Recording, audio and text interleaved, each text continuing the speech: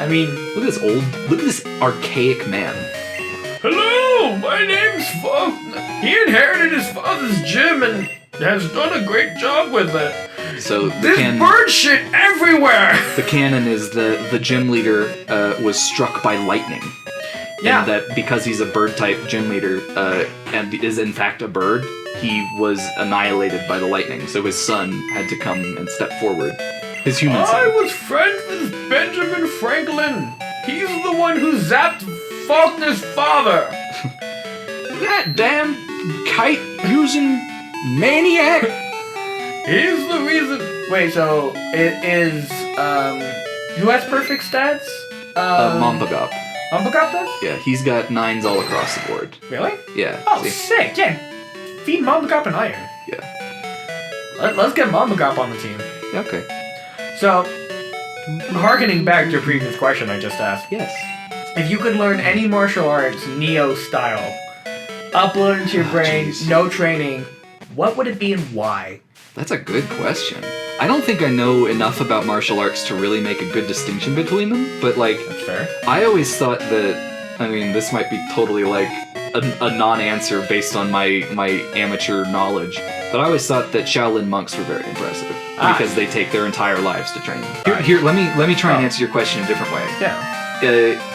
The bending styles in Avatar are based on real martial arts. Yes. So I always thought that firebending was the most interesting visually martial art. Yes. And also the most interesting physically. Like the effects or the actual, what do you call it? The actual like movements and the actual like focuses that you do in that kind of style of martial arts. And I also always thought that the... What was the name of that tunnel? Wait, what? This route is Alf? Yeah. So sorry. This is the just puppet? like a checkpoint doorway between routes. This is like a national park, right, in the Johto region. Because Ruins of Alf. Yeah, the Ruins of Alf. I think that was a television show. Yeah. There's a focus on this game on like the ancient or like the historical Pokemon setting as opposed to like in Kanto where everything's kind of happening presently. Yeah.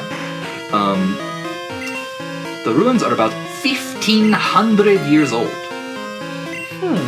Why they were built or by whom is unknown. Dude, go get check it? They're unknown why it's built that way.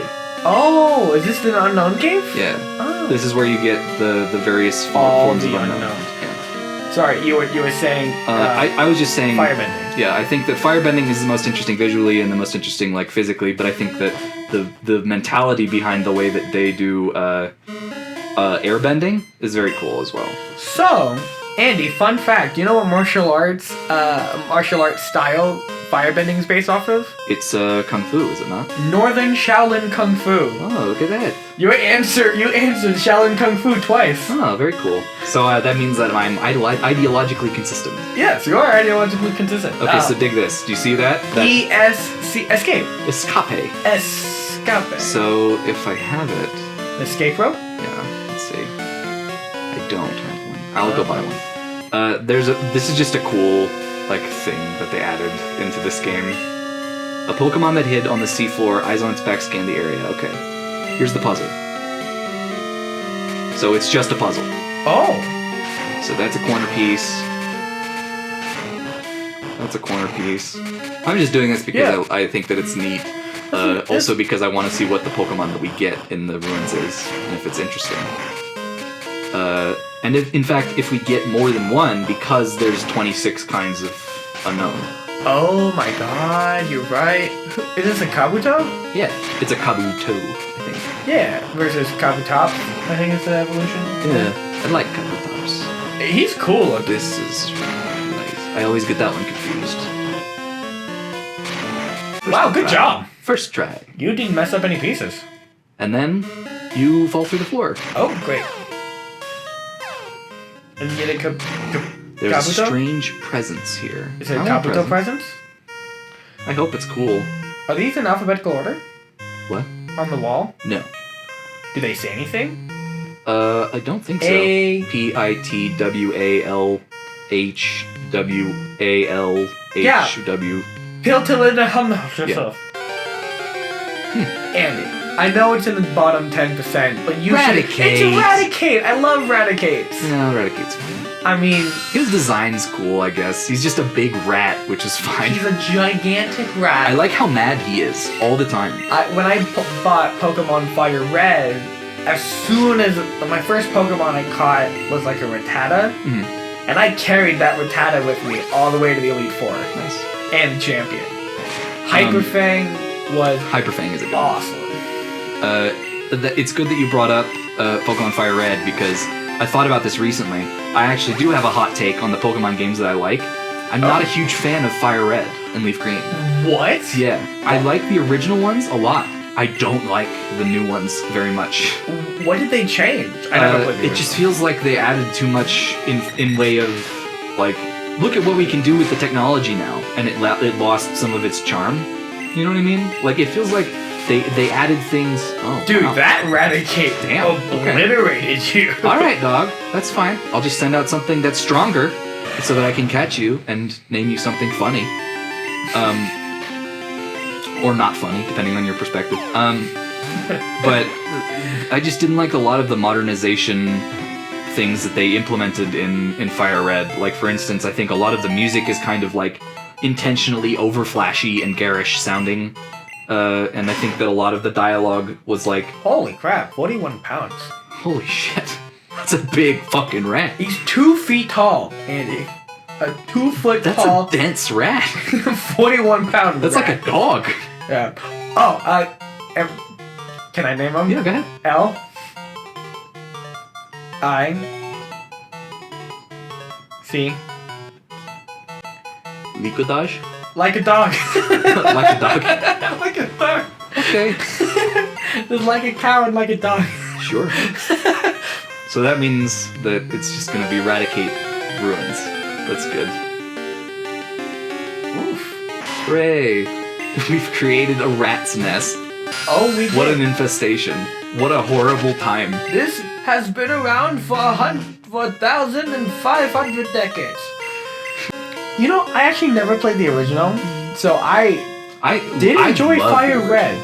I grew up with the original. Yeah. And Fire Red is like, look, I think it's fine. It's as good as the original is. It's just, I think it feels like a reskin of the original as opposed to like its own unique thing. That's why I like Pokemon Soul Silver and Heart Gold, because that feels like it's substantially different. Substantially different, okay. Like, even, like, all they did in Fire Red, it feels like, was put the original game, but just in like an HD filter, kind of. Like, they have a bunch of like English stuff that doesn't really work in like a modern game setting. Shut up. Oh, okay, I got a Miracle Seed. Good. Whatever. I don't know. Something just always rubbed me wrong about that game. I don't know what it is. It feels different. Exeggutor's good. Psychic Grass-type Pokemon. Is he psychic in this version? I think so. I want to say he is. Oh, damn it. The Stake needs a level up. The Stake needs to take a timeout.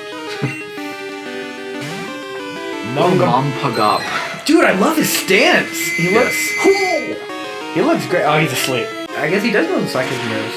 He sure does. Dude, you know. Oh my gosh, Bungo. Okay, let's run away, and I'm gonna go to the Pokemon Center because I have to heal anyway. I don't remember a lot of the stuff from like the previous games, but that sound bite is which one? The confusion. Yeah. That's the same sound. That's so the same sound in Pokemon Go when you use confusion. I love that sound.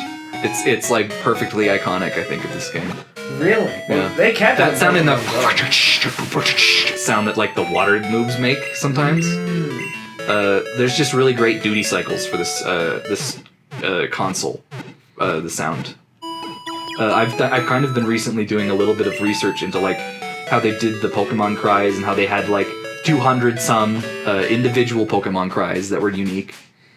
And there's a whole bunch of really cool YouTube videos on that I just truly watch and like my mind stops working. It's that interesting. Nice. So hopefully that will mean that when we level him up, he will stay with defense high enough. Why don't you put him in the front of the team so we can switch him out immediately? That's a good move. That's a good idea. Look at Ricky with all the good ideas. Yeah, look at Ricky strategizing. Strategery. What? Stratego? Have you played that game? No. I don't have. care for it, really.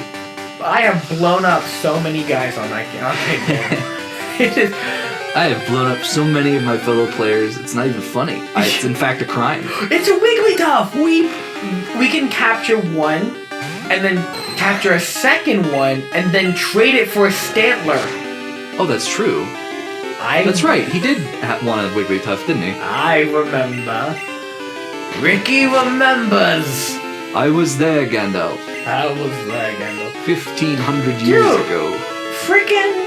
Okay, I love the Lord of the Rings books. I like The Hobbit. I have to read the Silmarillion. Haven't gotten to it yet. Dude, Mongopogop is getting put to sleep every which way. Yeah, he sure is. He is not doing great. That's okay though. He's learning. He's gonna be on his little headphone things don't work. His little headphone things don't work. So I love the books, and I have this. I wanted to write this huge thesis. Not huge, but like a small internet blog size thing. No. Explaining why Gimli the dwarf, my favorite character from the Lord of the Rings series, is the only heroic dwarf in the entire Lord of the Rings series. Interesting. In it, not like past characters that are obviously hero dwarfs. He's like the modern hero dwarf. Unfortunately, I can't actually make that claim if they use the Bofilda. Bo as in beautiful, and then Filda as in bouffant. He's got a curl on his head. Ponita. Ooh, Ponita. But if you watch the movies, it's drastically... I like his sprite. Hang on, sorry. I don't want to interrupt you. I just like the color on his sprite a lot here. That's really neat fire. The color? Well, just the way that the fire kind of curves. I thought you talked about Mompogop. I was like, I like Mompogop's sprite too. Mompogop is fine. I like his fire though, specifically. It kind of is unique from the way that Cyndaquil fire looks, or the lava fire. So, but if you watch the movies, then all the dwarves do super heroic things the entire time. Yeah.